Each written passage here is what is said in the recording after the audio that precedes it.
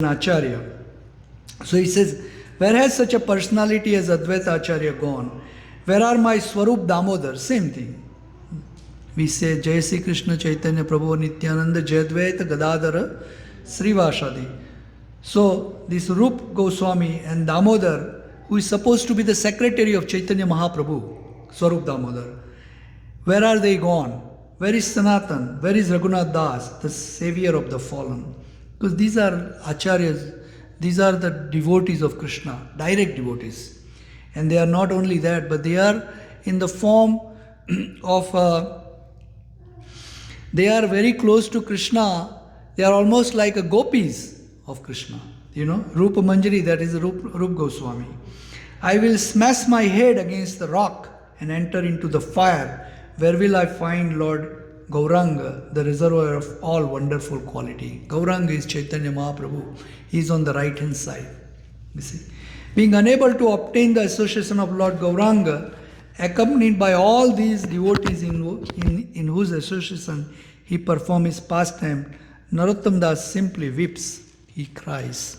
Because our Iskcon movement and this bhakti yoga is bhakti in separation. Separation means that we are missing Krishna. Where is he? You know, that's why Chaitanya Mahaprabhu also is missing Krishna. You know, he always sings that. Where are you? You know, and so this is the bhakti in separation, and it is the highest bhakti. You know, devotional service. So this is how this Narottam Das Thakur also sings this bhajan in separation of all these Panchatattva, you know, Nityananda, Gauranga Prabhu, and then here Advaita Acharya, Damodar, Raghunath Das Bhatt, Gopal Bhatt. These are all 6 Goswamis, you know. You will be able to see them on the altar too. There are 6 of them. On the right hand side, the first are Goswamis, the first frame picture. They are starting with Rupa Goswami, Sanatan Goswami, then after Jeev Goswami, then Raghunath Das Goswami, then Raghunath Bhatta Goswami, and last one is Gopal Bhatta Goswami. These are 6 Goswamis who brought this movement here in the West, actually speaking. Because Prabhupada's spiritual master, after Prabhupada's picture, that's the second from the left, Bhaktisiddhanta Saraswati Goswami Maharaj. He is the follower of all these acharyas, and he instructed Srila Prabhupada to bring these teachings of our acharyas to the West, to salvage them from this material disease we have got, that we keep on coming here in this material world and we are becoming, you know, every time we got this disease, you know, just like you get the disease, you know, and then you infect others also, right, with the disease, you know. Similarly, we got this disease, we keep on coming back, you know, here in this material world. So we keep on dying, come back again, keep on dying, come back again, keep on dying, come back. Maybe we come as a human being, we come as animals, we come as a bird, we come as a reptiles, we come as anything, you know, but we are coming. There are simply 8.4 million species of life which we are going through this cycle, and this is the only path we have, only directions, only knowledge through we can cut this cycle of becoming and coming here. Because Krishna says in Bhagavad Gita that Janma Mrityu Jara Vyadhi Dukkha Dosamudana. Arjun, see this as a misery. What?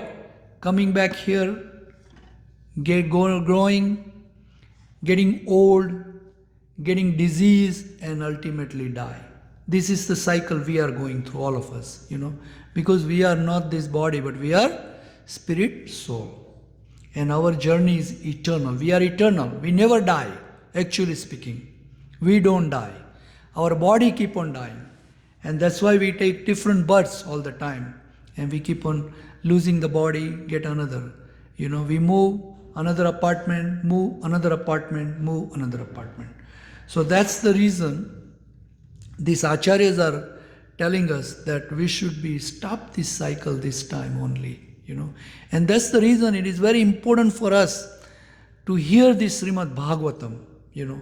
It's so important because that's the one route of cutting this cycle. You just have to hear, nothing else, And by hearing only, this Srimad Bhagavatam in the second slok of the first canto, chapter 1, 1.2.2, 1.1.2, Srimad Bhagavatam. It says this Srimad Bhagavatam it is very, very pure. It has no little spot in there. And all the things which is in there, all these things are taken out, kicked out of that. All the religiosity, all the pujas you perform, any material things are kicked out of this Srimad Bhagavatam. That's why it is very, very pure. Nigam kalpa taror galitam phalam sukhamukhad amrutadrava sanyutam pibata bhagavatam rasamalayam rasika bhuvi bhauka. Very, very, very good Srimad Bhagavatam. So currently we are talking from Canto 5, Canto 4, I think it's Canto 5. Canto 5 and chapter number 5 we are talking. And in that chapter we have Rishabha Maharaj, who is also Supreme Personality of Godhead himself, is speaking. That's what it is. So let's read from Srimad Bhagavatam in Hare Krishna and hear this Srimad Bhagavatam. That's what we are doing. So, verse number 19. So some of you here are a mother, some of you here are a wife, some of you here are a sister, some of you here are mother, father, some of you here are a teacher, So Sukdev, our Rishabha Maharaj, who is a Supreme Personality of Godhead, he is saying that one who cannot deliver his dependents from the path of repeated birth and death should never become a spiritual master, a father, a husband, a mother, or worshipable demigod. You shouldn't become that. You have no right to become a father. You have no right to become a mother. If you have no right to become a friend, you have no right to become a guru. If you cannot save your dependent from the cycle of birth and death. This is the instruction given by Rishabha Maharaj, who is supreme. He has 100 sons, and the eldest one is Bharat Maharaj, who was the eldest one, and from whose name the Bharat, the current India, contemporary, is named after him, Bharat Maharaj. And can you believe that he has 100 sons, Rishabha Maharaj? So my wife was wondering when I told her he had 100 sons, how can somebody has 100 sons? You see? So they think that, we immediately think like that. It's very inconceivable for us. Oh, 100 times delivery? Go to the hospital? Like that we think. No, it's not like that. I gave the example that Kunti Mata did not have to go through the delivery to have 6 sons. You remember that? Mahabharata? Yeah? What did she do? Sun God gave her the mantra. Right? And the first one was Karna. And then she was not married at that time. So she said, oh, what shall I do? What shall I do? And then she wanted to test that mantra is going to work or not. Because she was given boon that you will use these 6 mantras and you will have 6 sons. That's what's given to her. So she did not believe. And she thought that let me try one. And she went to try. And that's where Karna was born. And because she was not married, and in our society, unmarried women could not have a children, or that will be a taboo. You see? So nobody can have a children without getting married. And so Prabhupada has established this. Iskcon also same way. That's why we have these 4 regulative principles. that no meat eating, no intoxications, no gambling, and the fifth thing, no illicit sex. Illicit sex means sex without marriage. This is coming from in the parampara. You can see Kunti Devi, you see. Even it was not regular, but she did not want to come into the society and say, oh, this girl has a child without a marriage, That's going to be a discredit for his father, especially, or his husband. And so she tried that out. Karna was born, and what did she do? She put it into a little basket and put it into the river. That comes along. And then after we have 5 sons, after she get married, she had 5 different sons. So similarly, this God doesn't have to, have born a son. No. When God borns, he just incarnate, That you also have seen this in our story, how when Kansa was trying to kill Devaki's son and daughter, this embryo was transferred into Rohini's garb, into the uterus of Rohini Mata, and Balram was born. Similarly, this is happening. This is called mystic. That's why Krishna says, I am a powerful magician, a mystic. He's a Yogeshwara. He was a controller of this. He's yoga. He's a mystic. Very, very potent. So here Rishabha Maharaj is also very, very powerful, And he has 100 sons. And the highest son was, the eldest son was Bharat Maharaj. And look at Bharat Maharaj. He was a very, very powerful preacher. And then after he gaining the knowledge from his father, it is going to come up into the next verses and everything. But after he gained the knowledge, he was a king. And he renounced everything. He goes to the jungle. He goes to forest. He was very, very young, 23 to 25 years old. And he has a beautiful, beautiful wife. The description comes. And he has children, little children. And then he left everything. Treasures, wealth, and then fame, everything. And he went into forest to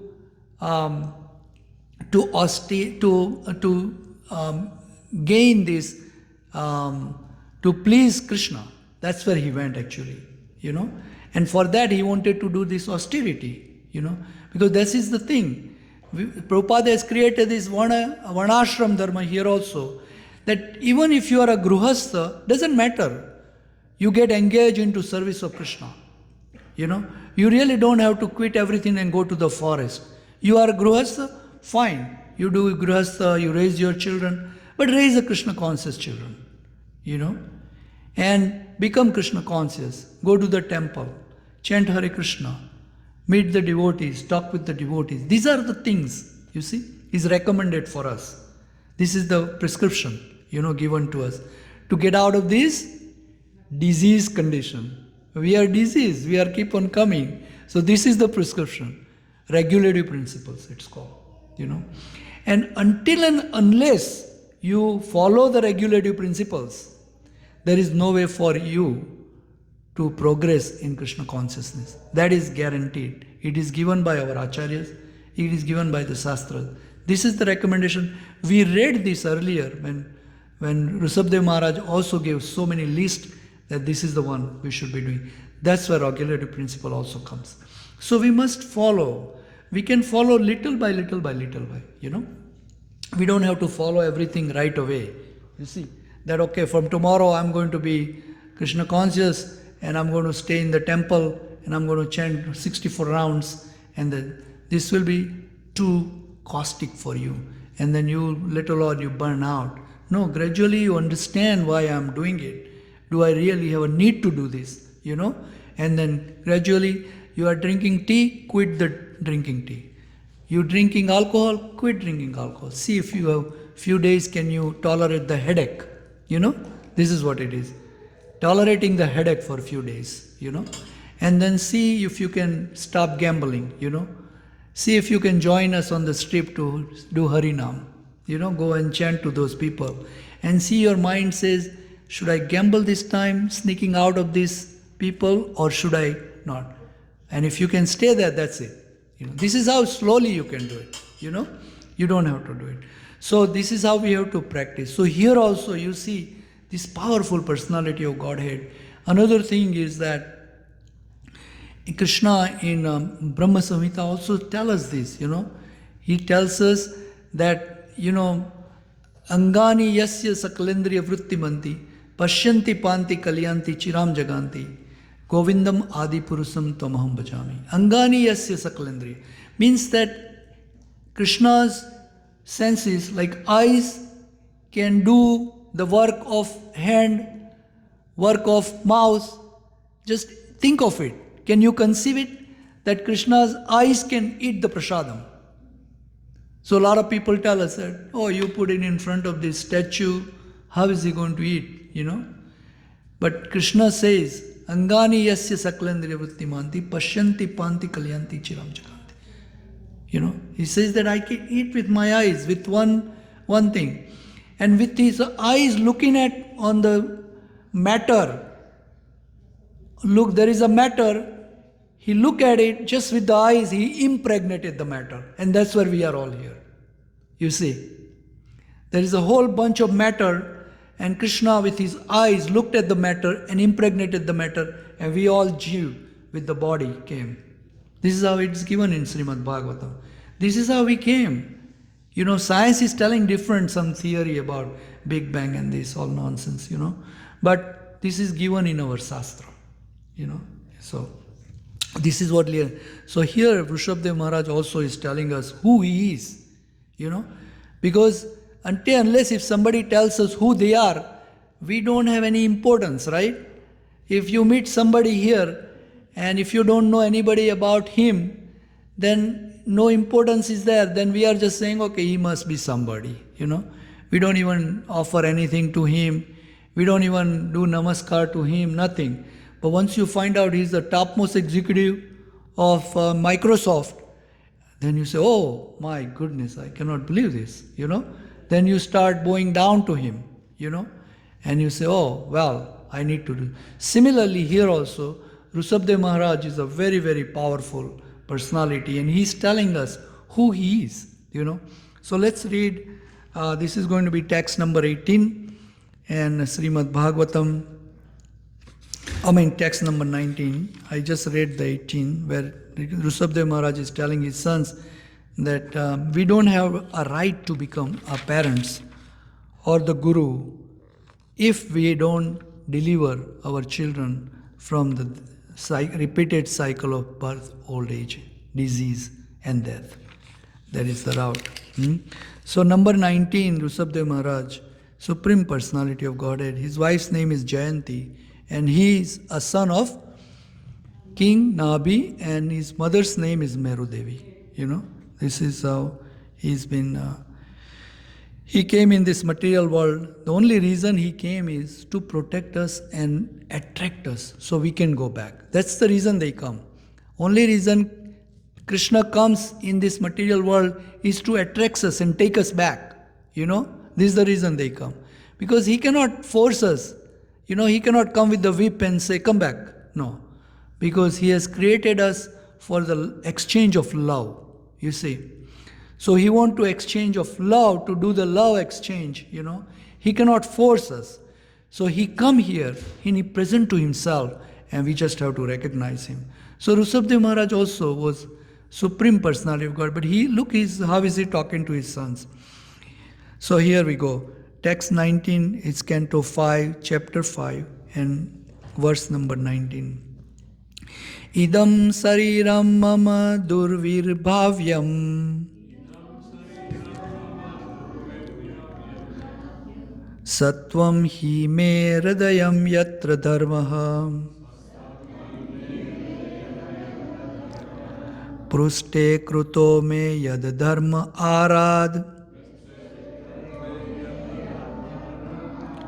Ato hi mamrusham prahur aryaha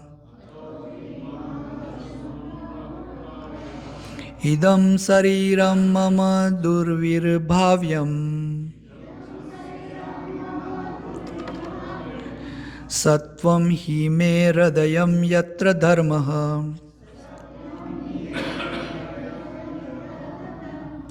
pruste kruto me yad dharmaya arad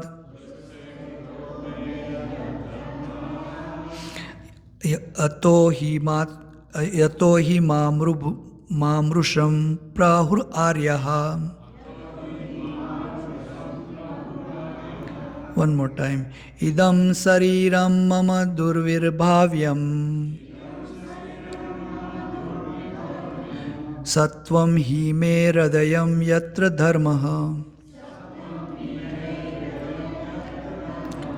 pruste kruto me yad dharma arad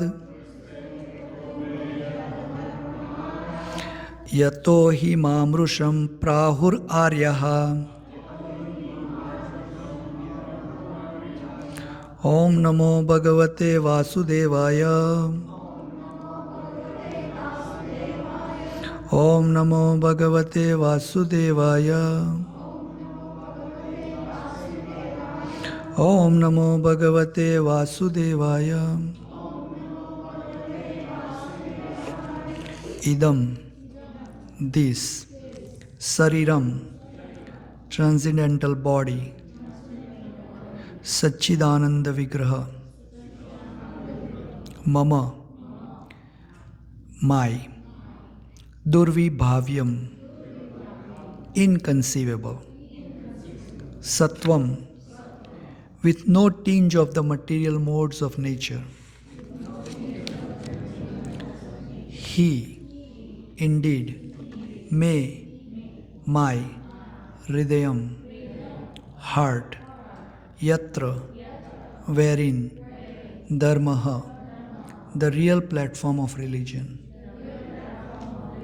Bhakti Yoga, Priste, on the back, Kritaha, made, me, by, may, yat, because, Adharmaha,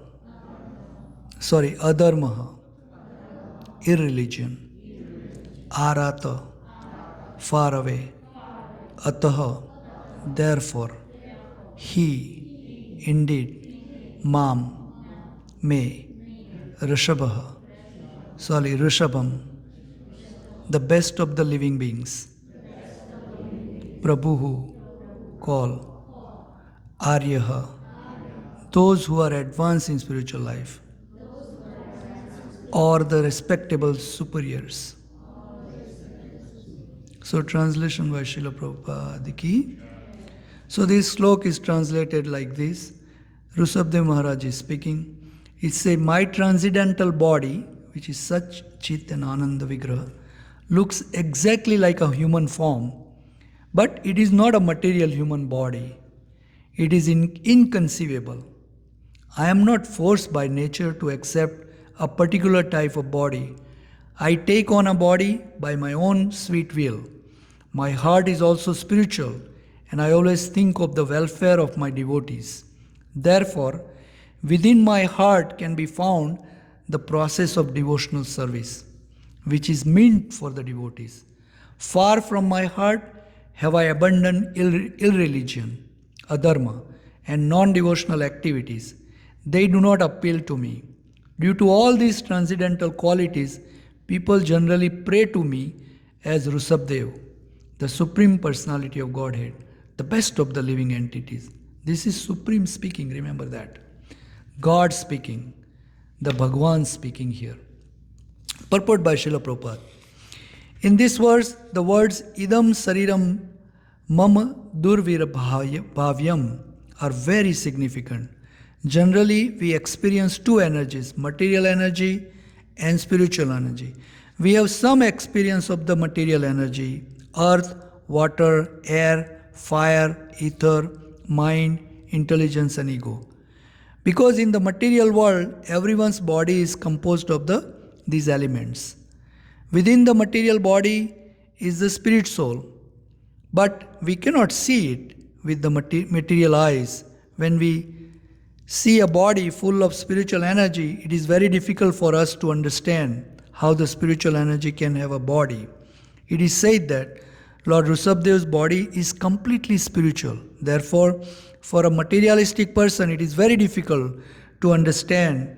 For a materialistic person, the completely spiritual body is inconceivable. That's the word. Durvibhavyam. That's the word. We have to accept the version of the Vedas when our experimental perception cannot understand a subject. As stated in Brahma Samhita, Iswaraha Paramaha Krishna Sachidananda Vigraha. The Supreme Lord has a body with a form, but that body is not composed of the material elements. It is made of spiritual bliss, eternity, and living force. By the inconceivable energy of the Supreme Personality of Godhead, the Lord can appear before us in His original spiritual body. But because we have no experience of the spiritual body, we are sometimes bewildered and see the form of the Lord as material. The Mayavadi philosophers are completely unable to conceive of a spiritual body. They say that the spirit is always impersonal, and whenever they see something personal, they take it for granted that it is material. In Bhagavad Gita 9.11, Krishna says this. This is also spoken by Krishna. In Bhagavad Gita, Avajananti mam muda manusim tanum asritam param bhavam avajananto mama bhuta maheswaram. Fools deride me when I descend in this human form. They do not know my transcendental nature and my supreme dominion over all that to be. So this is Krishna speaking. Unintelligent person think that the Supreme Lord accept a body composed of the material energy. We can easily understand the material body, but we cannot understand the spiritual body. Therefore, Rishabha says, Idam sariram mama durvibhavyam. In the spiritual world, everyone has a spiritual body. Remember this. There is no conception of material existence there. In the spiritual world, there is only service and the receiving of the service. There is only savior, seva, and sevak. The person served, the process of service, and the servant. These are the only three things in the spiritual world. These three items are completely spiritual, and therefore the spiritual world is called absolute. There is no tinge of material contamination there. Being completely transcendental to the material conception, Lord Rishabha states that his heart is composed of dharma. Dharma is explained in Bhagavad Gita, Sarva Dharman Parityajya Mamekam Saranam. Is in context to Bhagavad Gita, Srimad Bhagavatam, this slok. Krishna also says, Sarva Dharman Parityajya Mamekam Saranam Vraja. In the spiritual world, every living entity is surrendered to Supreme Lord and is completely on the spiritual platform. Although there are servitors, the served and the service, all are spiritual and variegated. At the present moment, due to our material conception, everything is durvibhavya, inconceivable. Being the Supreme, the Lord is called Rishabha, the best in terms of the Vedic knowledge. Nityo Nityanam. We are also spiritual, but we are subordinate. Krishna, the Supreme Lord, is the foremost living entity. The word Rishabha means the chief of the Supreme and indicates the Supreme Being or God Himself. Om Ajnanatimirandasya Jnananjana Salakaya Chaksurananmilitena Yena Tasmai Sri Guruve Namaha Sri Chaitanya Manovistam Sapitam Yena Bhutale Swayam Rupa Kadamayam Dadanti Swapadantikam Vandeham Sri Guru Sri Yuta Padakamalam Sri Gurun Vaishnavamscha Sri Rupang Sagrajatam Sahagana Raghunathan Vitam Tam Sajevam Sadvaitam Savdutam Parijana Saitam Krishna Chaitanya Devam Sri Radha Krishna Padam Sahagana Lalita Sri Vishakhanitamishcha He Krishna Karuna Sindhu Dinabandhu Jagatpate Gopesa Gopika Kanta Radha Kanta Namosute Tapta Kanchan Gaurangi Radhe Vrindavaneshwari Rishabhanusute Devi Pranamami Hari Priye Vancha Kalpatarubhyasya Kripa Sindhu Devacha Patitanam Pavanebhyo Vaishnavebhyo Namo Namaha Namo Mahavadanyaya Krishna Prema Pradayate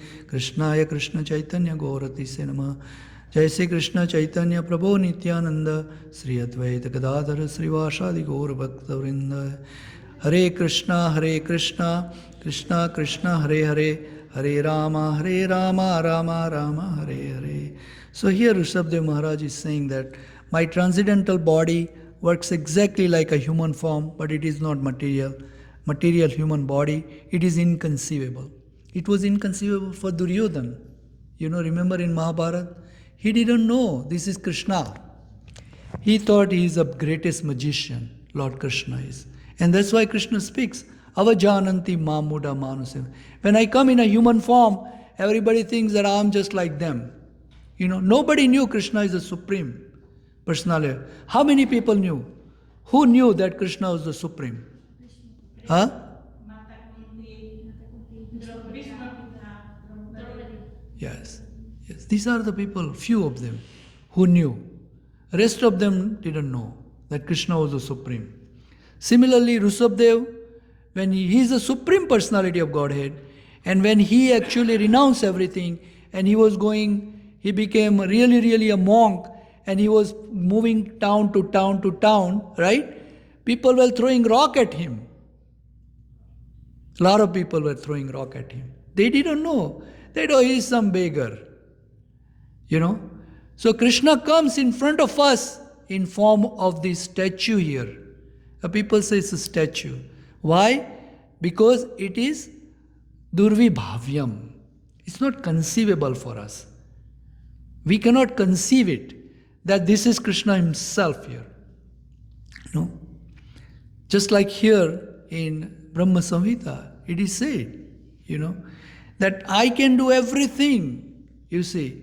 My whole body is spiritual, We have a spiritual experience. How much spiritual experience we have? How much spiritual experience we have? We are little tiny spark in here, right? Everything else is a matter. You know the size of the spirit? 1/10 part of the tip of the hair. You take the tip of the hair and you take 1/10,000 part of that and you put it under microscope and look at it. That is our size, us, spirit soul. You see? So if that 1/10,000 part of the tip of the hair has this much energy, it's running the whole body, right? You can see we are running everywhere, we're doing everything, we have so much intelligence is given. That is just one little spiritual spark. And the consciousness is spread in our whole body. That's how we are conscious, you see. And when that consciousness is gone, the spirit soul goes, and then the body is on the floor, and we say, he's gone. Don't we say that? We all say that, right? When we see a dead body, we tell, my father is gone. No, your father is here, on the floor. He's laying. He said, no, he's gone. So who is gone? Who was there before in this body? Because if the body is there on the floor, we are looking at it and we are saying he's gone. So who was inside that? Right? That spirit soul. So you are a spirit soul, but you have not been able to conceive this. You see? Inconceivable. Why it's inconceivable? Because we have these blunt senses which are not letting us go to think that way.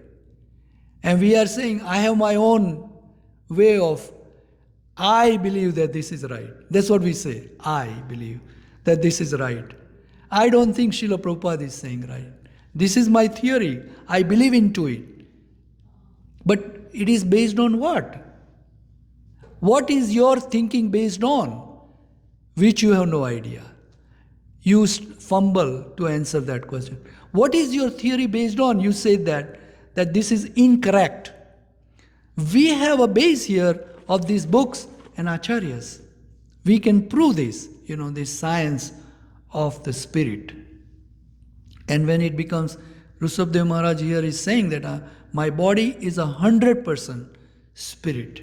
He's explaining to his sons, because his sons are also, although they were fully knowledgeable, he's giving this knowledge to them. That, my body is 100% spirit. Just like Duryodhana could not understand Krishna, similarly we cannot understand Krishna. That's why he says here, in the second part of it. I'm not forced by nature to accept a particular type of body. This is also very good, right? Here in Bhagavad Gita, Krishna says that I come in this material world by my own desire to come here. You see? Atma Maya, through my energy I come here. Nobody is forcing me. But who is forcing us? Somebody is forcing us to come here. Because you don't want to leave this body, but somebody is forcing you, say, get out of here. Somebody is taking away your breath. And then you have no more breath left. So somebody is doing it, right? Who is forcing you to go? You don't want to go.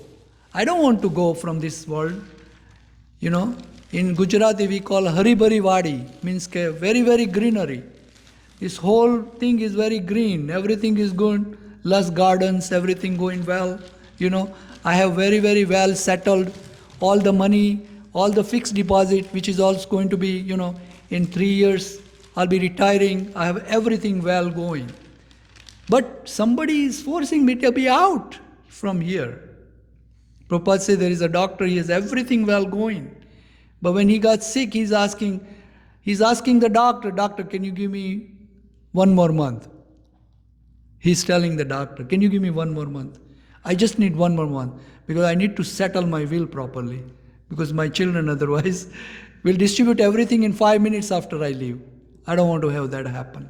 He says, after I leave, I read this, he said, the whole life you work so hard, you know, accumulate so much bank balance, right?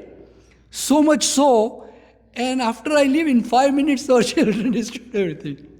I have put so much red blood into it to accumulate everything, right? We were thinking that after I leave, my children will nicely leave, but in 5 minutes they'll be just distribute everything and go home. They won't even remember me after 5 minutes or after 5 months, right? So I have everything going well. So who is forcing me out? That's the question for us. Material nature is forcing us out. He say, this time is done. You cannot, even if you want to stay here, you cannot stay in this world. So that's the whole thing. So Rishabha Maharaj is saying that I am not forced by nature to accept a particular type of body, but we are being forced to take particular. Can you say, when I leave my body, I want to come back as a human being or a rich man? Next time, who wants to work so hard, right? We don't want to work so hard. So can we really say that next birth, I don't want to come back here? Poor, like, begging all the time, working hard, 10 different bosses, We don't want to do that, right? Wife, she's always asking money.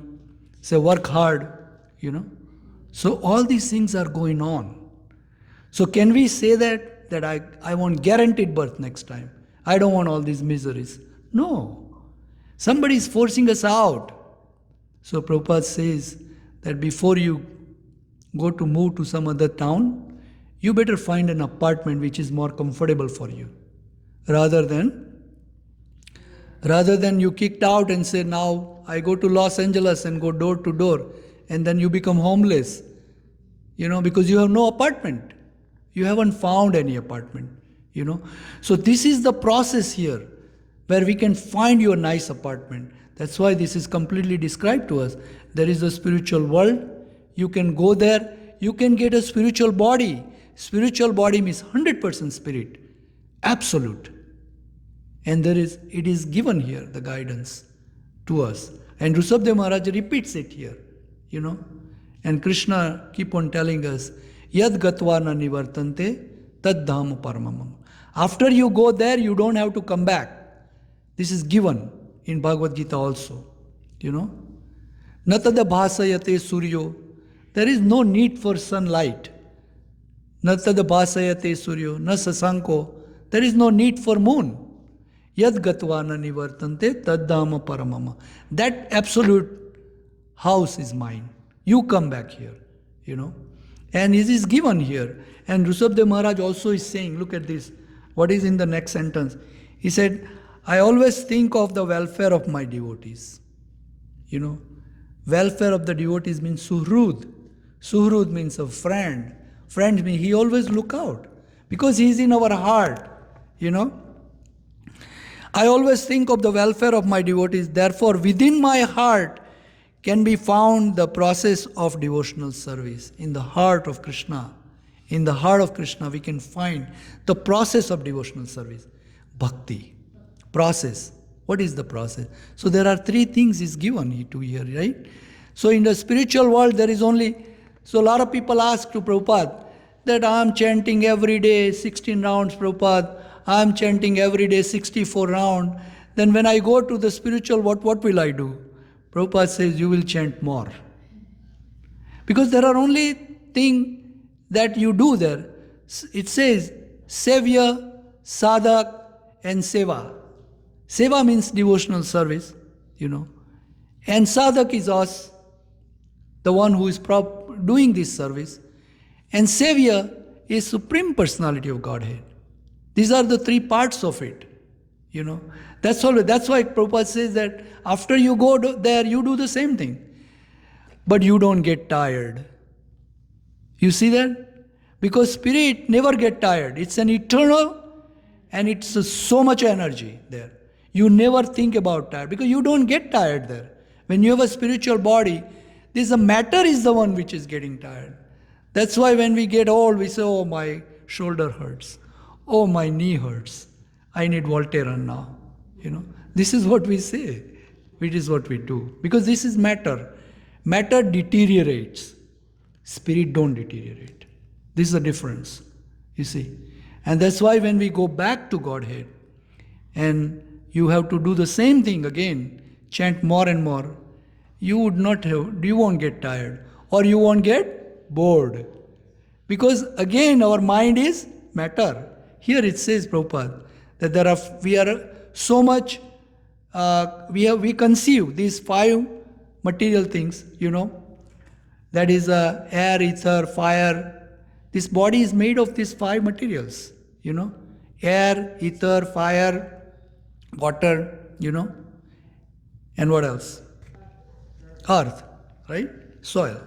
So we are built of this. That's because when we die, this is all going to here, right?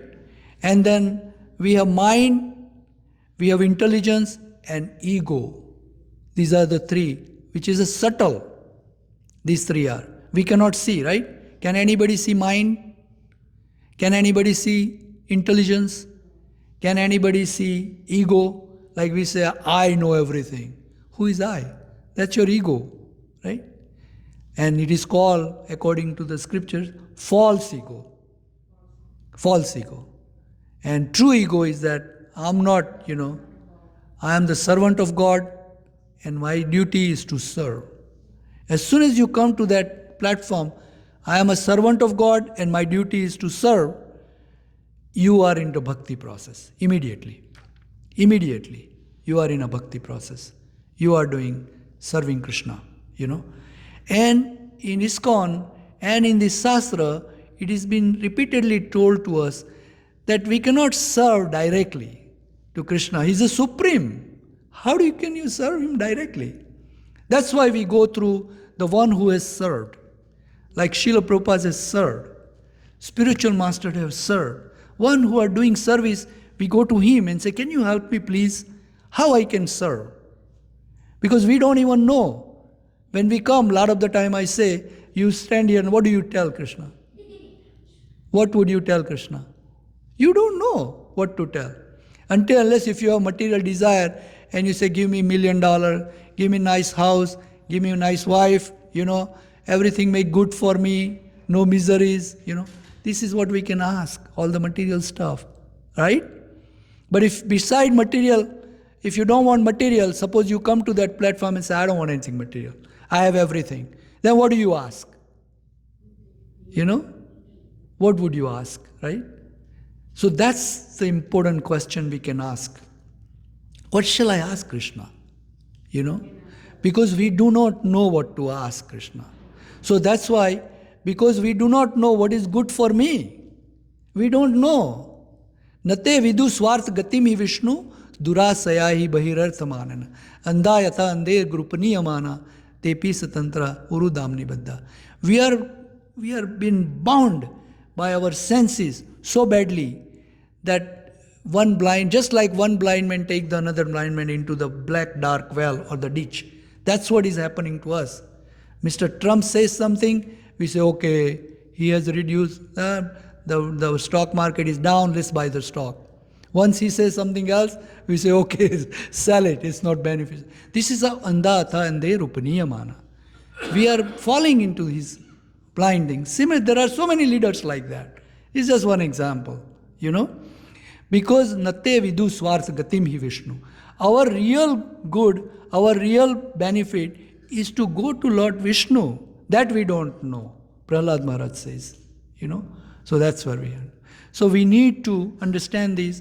That's what, and so I will end here and says that, far from my heart have I abandoned irreligion and the activity, non-devotional activity. So Krishna says that a lot of the time Prabhupada also asks, then I have also been asked by one Uber driver that, then why is that there is so much problems not fixing, If those people who are inward for Krishna and the God, so why there are so much problem? Why they are the one who is causing trouble, So Krishna or Rishabha Maharaj says here that I keep very much away from dharma, aviruddha, irreligion, adharma.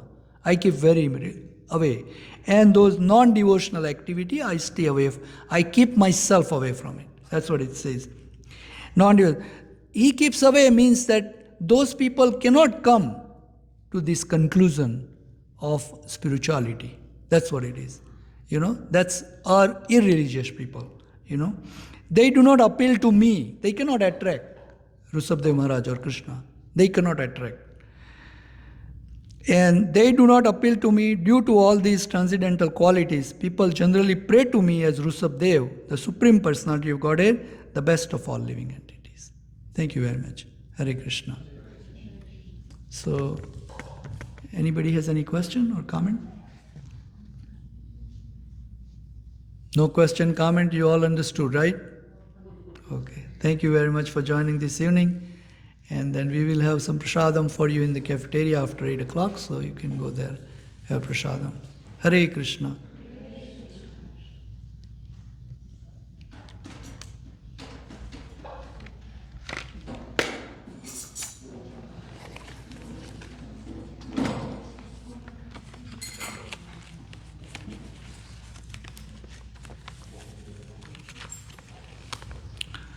So we have like now new policy in Iskcon where the parents who has children, they should be watching their children, whenever they are here, and don't leave them playing by themselves.